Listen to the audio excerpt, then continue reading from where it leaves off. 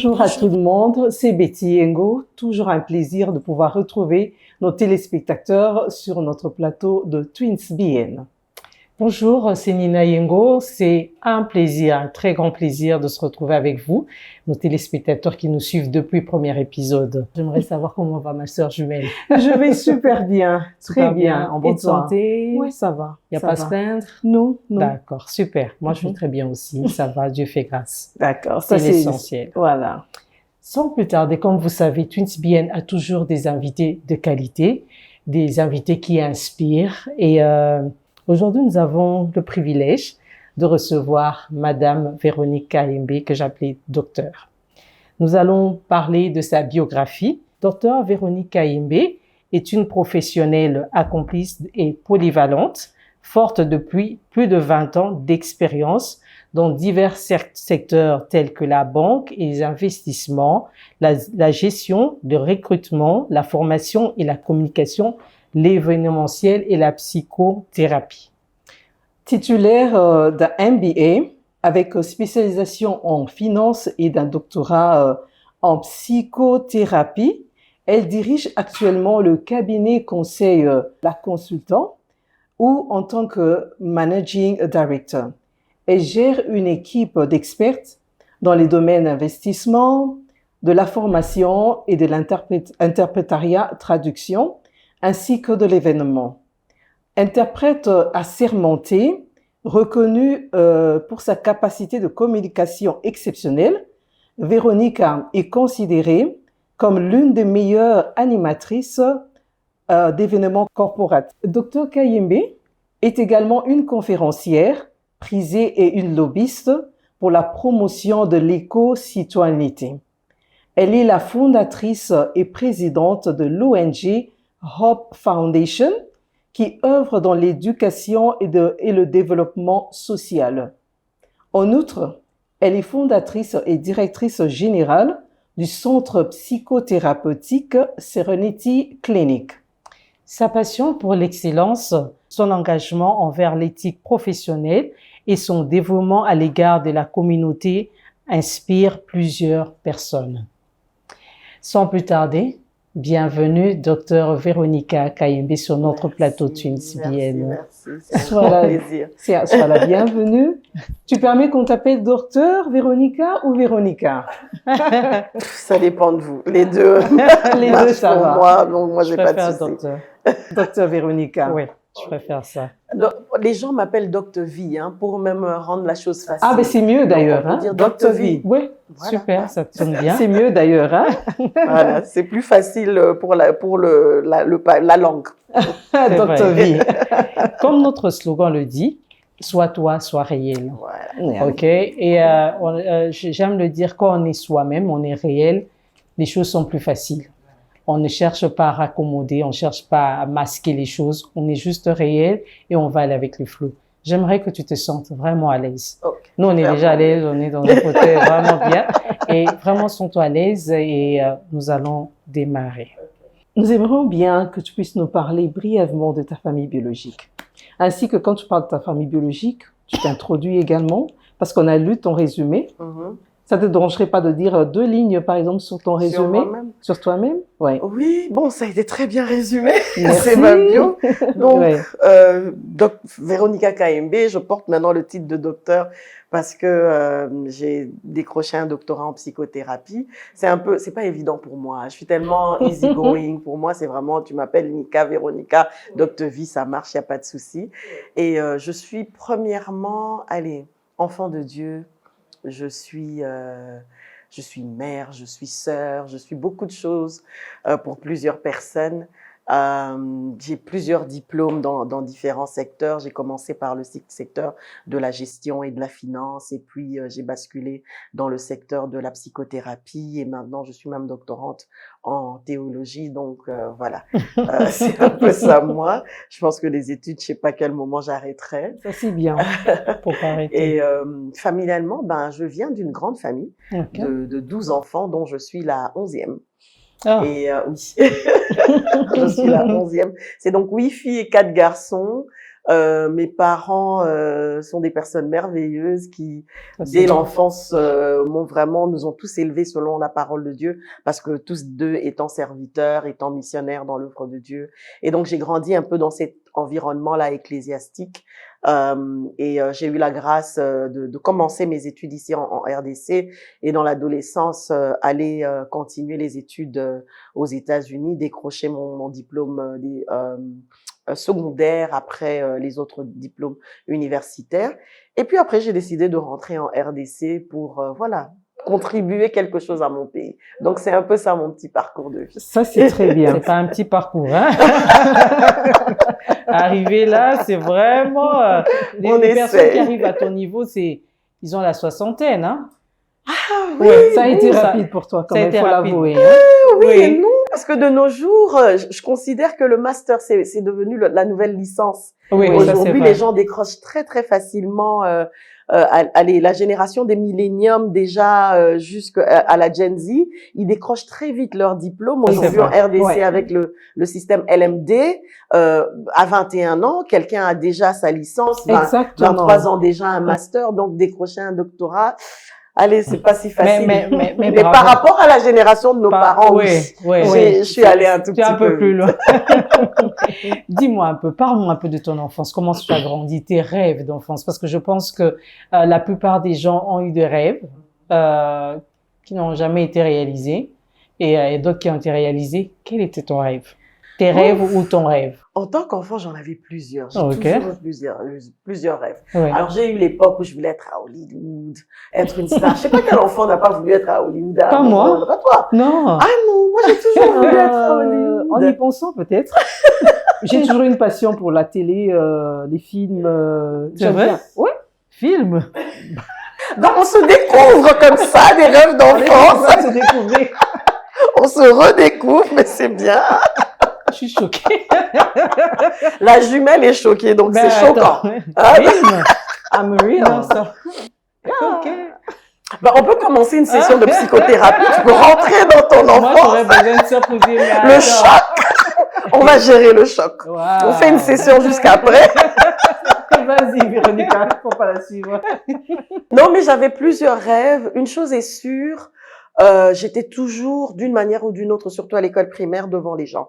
Et je comprenais vraiment pas que cette réalité-là m'emmènerait à ce que je fais aujourd'hui. Je suis souvent devant les gens. L'art oratoire, c'est vraiment quelque chose, un don que Dieu a offert à notre famille. C'est une grâce. N'importe lequel des KMB peut se mettre devant un micro et parler, animer très facilement. Mais en tant qu'enfant, j'ai jamais vraiment compris ça. C'est récemment vraiment avec le déploiement de ma carrière que je comprends que finalement Dieu avait un peu aligné ces Oui. choses-là depuis le départ. Mes parents sont orateurs. Depuis que je suis enfant, je les vois faire ça. Et moi-même, je suis tout le temps prise dans les scénettes à l'école, etc. Parce qu'on s'exprime bien chez nous. Et puis voilà, j'évolue, j'arrive aux États-Unis.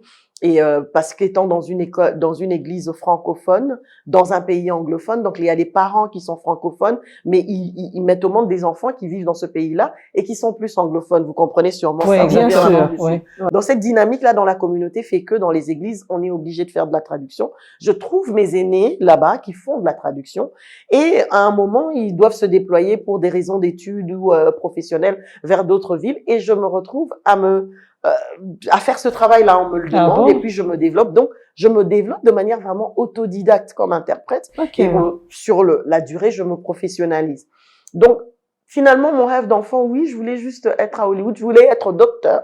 Parce que comme, Docteur de la médecine. oui, médecine. Ok, Ouais. Et ok. comme académiquement, je m'en sortais bien, alors mon papa avait l'habitude de dire, mais toi, tu seras docteur.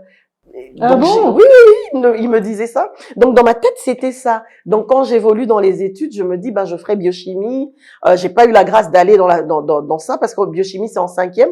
Moi, je quitte la RDC quand je termine la 4e secondaire. Donc finalement, je me lance quand même dans des études, sciences, biologie, etc. Mais avec la réalité, c'est pas comme ça que ça se formule. Parce qu'en Occident, faire des études de médecine, surtout aux États-Unis, c'est extrêmement compétitif et donc parce que en ce moment-là la réalité financière a changé, le régime Mobutu est tombé, régime Kabila a repris, donc on doit travailler, étudier, et donc je me retrouve dans le monde de la finance. Mais curieusement, je finis par être docteur. Ben oui, hein. Ça, c'est bien. Donc Dieu a fait que finalement, je me retrouve quand même dans ce que je voulais faire, d'une certaine manière. D'accord, ça c'est très bien. Eh ben, dans ton introduction, je m'y attendais à ce que tu puisses nous dire si tu es mariée, Oui. si tu as des enfants. Ah, je suis Bah, pas si sûre. après les études, je pense que c'est les études, le travail, on se marie. Oui, après les études, Parle-nous je de tiens, mariage. je tiens à me marier que quand je décroche mon diplôme.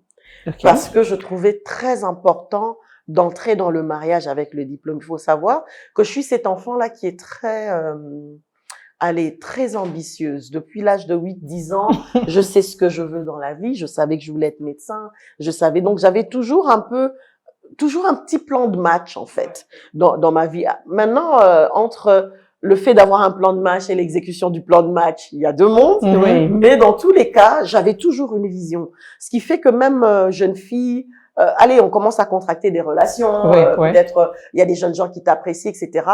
Je me découvre en fait le fait que je suis une sorte de, je vais utiliser des termes un peu psychologiques, ça va un peu choquer. Non, Mais je suis vas-y. une saposexuelle dans ce que c'est la saposexualité, c'est pas être dans la sexualité physique, Ok. mais c'est simplement quelqu'un qui est attiré par l'intelligence. Je Ah, suis dans on appelle ça comment, tu l'incapacité dis? saposexuelle. Waouh. Donc quelqu'un qui est sapiosexuel, c'est pas quelqu'un qui exerce forcément une sexualité dans la physicalité de la chose, mais c'est quelqu'un qui est attiré romantiquement, si je peux dire ça comme ça, ou par des personnes intelligentes. Ah, d'accord. Donc je suis dans Bizarrement l'incapacité aussi, d'être moi. en relation avec qui que ce soit, ne peut pas être cultivé, motivant, bon, qui démontre pas un certain niveau d'intelligence, et il y a plusieurs types d'intelligence dans tous les cas. Donc pour ça, pour moi, je me dis, je rencontre la personne, mais je dois absolument décrocher mon diplôme. Donc je décroche mon diplôme étant fiancée, mais pour moi, je ne pouvais pas me marier parce qu'on avait déjà commencé la procédure, etc. Mais je ne pouvais pas passer le Rubicon sans avoir mon diplôme en main. C'était important. Ok. Donc, vous vous êtes rencontrés où, en fait? On Moi, s'est j'aimerais un peu rencontrés. connaître cette histoire. Alors, mon petit parcours, je grandis aux États-Unis, je suis à Dallas, de Dallas, je fais mon graduat là. Et puis, les études que je voulais faire en ce moment-là, ayant changé d'option, parce que je fais un graduat, en fait, en sciences biologiques, parce que l'idée, c'était faire la médecine. Mais parce que j'ai dû travailler et payer ce graduat de ma poche, vu les réalités que j'ai prémentionnées, je me suis rendu compte qu'au fait, ça avait affecté ce qu'on appelle là-bas le GPA. C'est vraiment le pourcentage. Et aux États-Unis, un GPA, c'est ton pourcentage cumulatif. C'est-à-dire, on commence dès le moment où tu as commencé l'université. Si tu as eu un cours où tu as eu des faibles notes, etc., etc., ça c'est cumulatif. Et ça s'affaiblissait au fur et à mesure que j'évoluais parce que voilà, il y avait des charges à payer, enfin, des charges à prendre en charge. Excusez-moi la tautologie ou la redondance. Et à cause de ça, j'étais pas concentrée à 100% à mes études. Donc, ça a affecté mes cotes. Et donc, en regardant ça, je me suis vite dit, même si au niveau de la licence, j'essaye de remonter la pente, l'école de médecine, c'est tellement compétitif, je vois pas comment ça va se faire, donc il faut réorienter. Du coup, je me dis, j'ai toujours la passion pour le domaine de la santé, alors je me dis, je vais faire la gestion hospitalière. Ok. Sauf que en ce moment-là, gestion hospitalière et santé publique, c'était pas encore vulgarisé. C'est toujours le parcours de rencontrer ton monsieur. Toujours le parcours. Bref, je quitte Dallas pour aller à Atlanta parce que la faculté de gestion hospitalière, je la trouve à Atlanta. Ah, d'accord. Et donc, je vais vivre là parce que j'ai un grand frère qui y vit. Donc, je vais habiter chez Mike. Et c'est là, chez lui, que je rencontre justement celui qui deviendra mon mari. C'était un jeune qui était dans l'église avec lui. Mon grand frère était responsable à l'église, responsable de la jeunesse. Les réunions de la jeunesse se faisaient chez lui. Moi, j'étais chrétienne. Je venais aussi de mon église où je servais à la jeunesse. Donc, quand j'intègre l'église là-bas, je suis au protocole. Lui aussi est au protocole. On sert dans la jeunesse ensemble. On a l'habitude, parce que là-bas, beaucoup n'avaient pas de transport. On allait ensemble. Il prenait, à l'époque, j'avais pas de véhicule. Prenait le véhicule d'un de ses amis, on allait prendre d'autres jeunes chez eux à la maison et pour venir à la réunion de prière. C'est comme ça qu'on se rencontre. On est amis pendant 2 ans et c'est vraiment quelqu'un d'une loyauté imparable. Okay, je l'ai vu avec ses amis, et pour moi, les valeurs, c'est très important. Ouais, Donc, et pour moi, l'amitié, c'est très important. Je ne me suis jamais vue dans un mariage qui serait juste un mariage parce que tu as le mari et la femme et on a simplement des responsabilités, mais on n'a pas, une filiation, enfin, une connexion au-delà des responsabilités maritales qui est vraiment une amitié. Et on a bâti une belle amitié. Oh, ça c'est bien. Très belle amitié. J'ai dit toujours ça à mariage. C'est beau ça. Oui. Et là, vous avez combien d'enfants? 4. 4? 4. Bravo. Et il y a une très belle anecdote autour de notre rencontre, si vous me permettez. Vas-y, sens-toi à l'aise. J'arrive, à l'époque, il n'y a pas énormément de Congolais dans les villes, etc. Donc, à chaque fois dans une communauté, quand une jeune fille arrive, tout le monde regarde un peu, Roso, etc. Donc, quand j'atterris là, il habite dans une garçonnière avec 5 amis. Ils sont très fusionnels, etc. Et ils ont l'habitude de fréquenter la maison de mon frère. Donc, après le culte, ils viennent là pour manger. Vie à bas célibataire, quoi. Donc, ils arrivent, on sert à manger, machin truc. Et après, ils disent, mais non, on va l'emmener faire un tour. Il demande à mon frère qui dit, il n'y a pas de souci. Et donc, la fameuse voiture de son ami, il la prend. C'est lui qui conduit. Comme il y a 5 garçons en tout, donc lui, il est conducteur. Moi, je suis sur le siège passager et il y a 4 garçons derrière. Tenez-vous bien, c'est le propriétaire de la voiture qui était intéressé par moi. Vous connaissez les clics des garçons, non? Acheboué. Donc, du coup, il me t'acheboué. Ok, moi, je savais pas. Je découvre ça naturellement plus tard. Mais tu vois celui qui fait un peu plus des avances, celui qui parle un peu plus, machin, tu comprends vite. Voilà. Je suis en début vingtaine, donc je comprends un peu le topo. Donc, ils me disent, on va aller faire visiter la ville, etc. Donc, je vais visiter la ville. C'est pas ma première fois là-bas, mais ils voulaient me faire visiter certains coins. Bref. On est censé aller au Westin. Et le Westin a un espace où le restaurant, il tourne. Donc, en 1 heure, tu vois tout le paysage de la ville. Donc, ils me disent, on va t'emmener là-bas, tu vas voir le truc, machin. Je dis, ok, top. Curieusement, on arrive là. Et avant, l'entrée était gratuite. Juste au moment où on arrive, quelques semaines avant, on a changé et on facturait l'entrée. On arrive et les gars, ils calent. Parce qu'on a dit qu'il fallait payer, mais c'était pas super cher, c'était moins de $10, je crois. Mais pour une raison bizarre, les mecs, ils calent. Et donc, je me rappellerai toujours. Vous êtes payé. Mais Colo Dossier, la personne qui nous avait emmenés là, parce que lui, il n'était que chauffeur. Donc, son fameux ami, le propriétaire de la voiture, c'était lui qui avait proposé le truc, c'était lui qui avait dit qu'il m'emmenait, et eux étaient accompagnateurs. Mais quand ils arrivent là, Colo Dossier a calé. Tu vois? Donc, du coup, lui, il est à côté, il regarde la scène qui se passe et tout ça, ça discute, ça part. Et moi, j'ai les mains croisées comme ça, je les regarde. Je me souviendrai, j'étais en pub, c'était en janvier, en hiver, machin truc, je les regarde, genre les mecs d'Atlanta, naze, à Dallas, jamais ce truc ne serait arrivé. Tu vois, les réflexions de jeunes filles, machin truc. Mais curieusement, on quitte là et ils m'emmènent dans un café, genre un bistrot et tout ça, pour manger. Mais ils commandent, ça commande à manger, ça commande des boissons. Je dis, mais vous payez là-bas, c'était moins de $10. Tu vois, donc, c'était moins de $10, mais vous préférez? Tu vois, parce que là-bas, c'était plus leur kiff. Ils ont juste calé. Je sais pas si c'était Dieu, mais pour moi, c'était vraiment, comme on dit, un eye-opener. J'ai regardé, j'ai dit, non. Donc, je les ai tous mis de côté. Mais curieusement, la scène où j'ai les bras comme ça, en train de regarder, lui, il avait pris, je crois, des photos. Parce qu'on visitait, donc on prenait des photos. Et 2 ans plus tard, quand finalement l'amitié se développe et qu'on parle et qu'on se met en relation, il me dit, moi, c'est quand tu étais comme ça. Et il m'a montré la photo, il a dit, j'ai gardé cette photo 2 ans, je l'appelais The Angel Picture.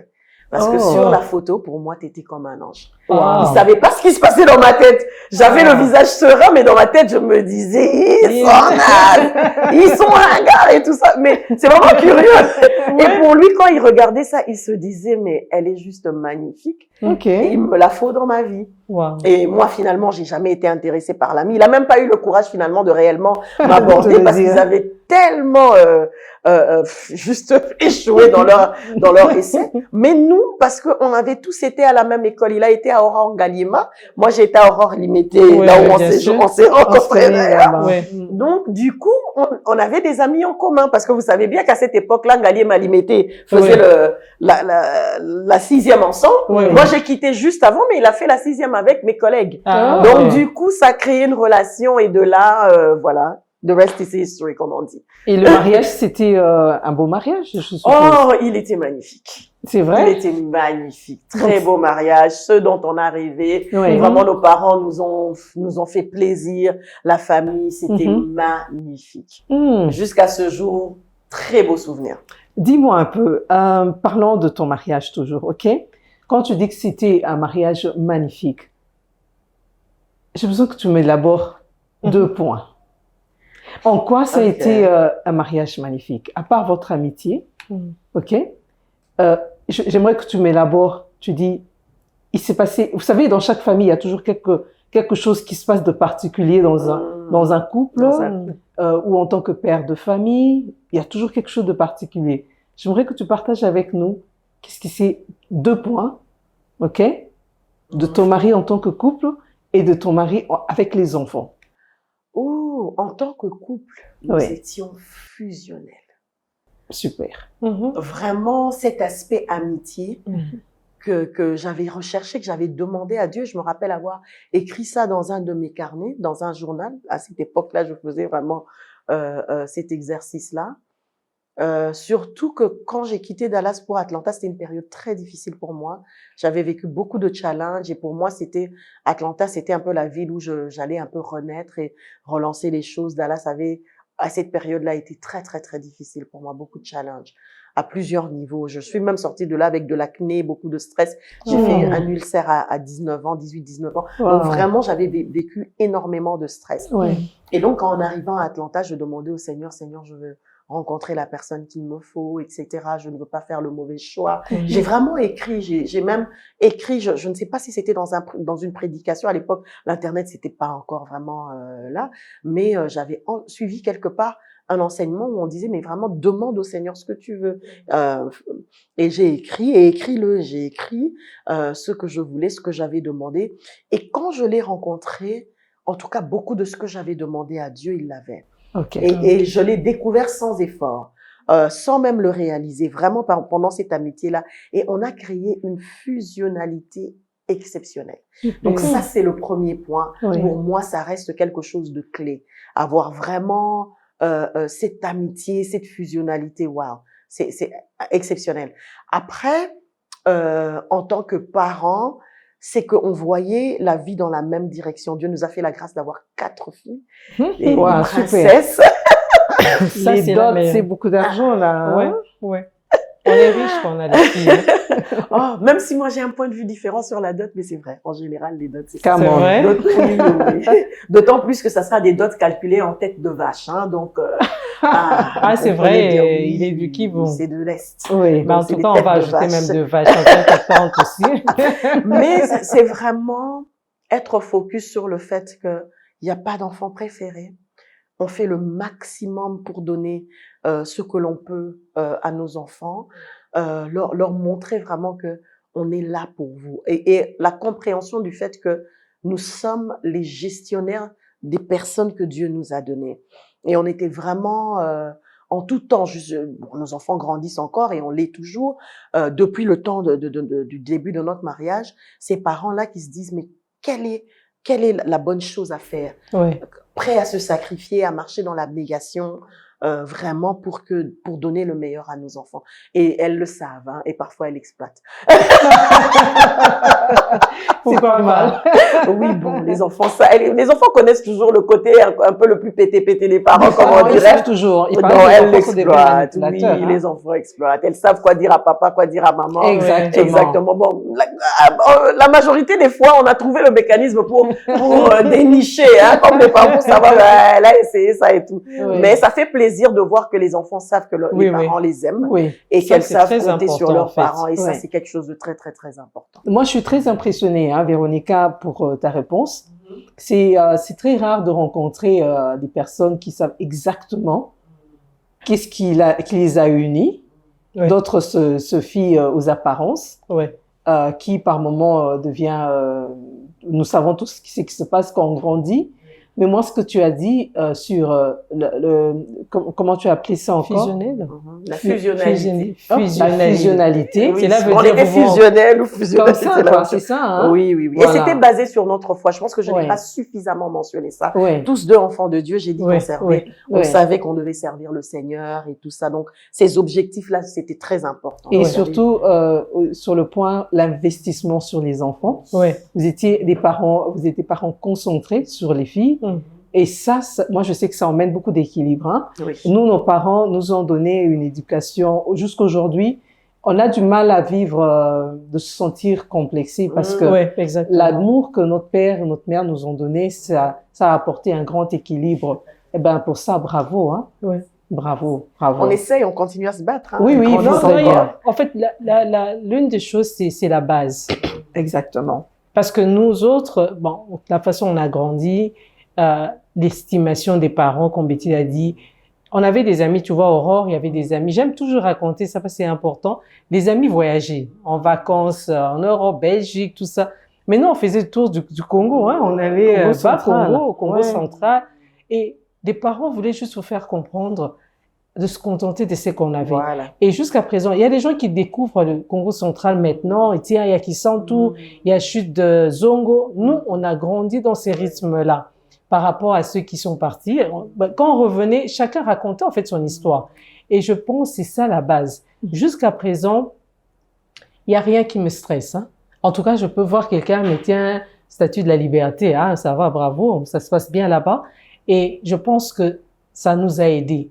Et c'est ce que Betty est en train de dire. La base que vous faites sur vos filles, ça va continuer. Rien ne va changer, en fait. Ouais. Rien ouais. ne va changer. Ça, bravo. J'aime pas parler trop de mariage, mais comme je suis avec Dr. KMB, dis-moi un peu, le challenge que vous avez rencontré, par exemple, dans le mariage, c'était pas parfait. Oh non, aucun mariage n'est parfait. Ouais, ouais. Aucun mariage n'est parfait. Mais les challenges qu'on a rencontrés, c'était d'abord juste les points de vue en termes d'appréhension des réalités de la vie. C'est-à-dire, moi, enfin, l'une des personnes peut dire, pour moi, quand je vois les amitiés se vivent de la manière A. Et moi, les amitiés se vivent de la manière B. C'était vraiment deux éducations différentes. Pas que l'une était meilleure que l'autre, mais c'était vraiment juste des divergences de points de vue. D'accord. Et pour nous, ça a été vraiment ça, en fait, les challenges. C'est-à-dire, souvent, les gens donnent l'exemple du dentifrice que quelqu'un peut presser par le bas ou par le milieu. Oui. Ça semble très anodin, mais c'est très réel. Oui. Il y a des gens qui, quand il faut appréhender une dette, ils se disent hey, je n'aime pas les dettes. L'autre se dit kinoa kota nyongoba e bayou. C'est pas que je vais pas payer, mais non, fout, quand je payerai. Oui. Et cette réalité-là peut stresser l'autre, simplement parce que chacun voit les choses de la même manière. Quelqu'un peut se dire moi je dois nettoyer ma vaisselle chaque soir, ma cuisine doit être pimpante. L'autre dit même si je laisse 3 assiettes, qui viendra voir? Demain matin, la bonne viendra ou je nettoierai. Donc, c'est des petites choses comme ça qui parfois peuvent être des points de contention. Et pour nous, c'était vraiment ça. C'était ces petites choses-là qui faisaient que moi, mon point de vue, c'est celui-ci et moi, c'est celui-là. Et comment on trouve le moyen d'ajuster. Et je pense que la chose qui nous aidait souvent, c'est vraiment toujours, jusqu'aujourd'hui, cette amitié. Jusqu'aujourd'hui, on a un conflit, on se dit, OK, on raconte une blague, on se rappelle un truc qui s'est passé avec un ami et tout. Et puis, on se dit, bon, on peut un peu calmer. Et parce que quelque part, il y a cette base-là de respect qu'on a toujours décidé qu'on allait avoir. Ouais. Je pense que c'est ça qui nous a aidés. Voilà. Mais c'était vraiment des divergences juste d'opinion. Voilà. Alors, sur ce point, on va avoir notre 2e épisode. OK. Nous allons entamer un autre sujet. OK. Sur cette divergence. C'est un piège. Parce qu'on veut vraiment connaître Ça a été un grand plaisir. OK. Nous sommes arrivés à la fin de notre premier épisode. OK. Un très grand plaisir, Dr. Véronica. Surtout pour moi, je suis très choquée qu'il y aura un autre épisode, mais OK. On te garde. Ça nous a pris, chers téléspectateurs, ça nous a pris 2 ans. Chers téléspectateurs, on m'a séquestré. Est-ce que vous voyez ça? Ça nous a pris 2 ans. Oui. pour avoir cette grande C'est dame. vrai, 2 ans. Oui, ouais, 2 ans. Désolée, mais à culpa.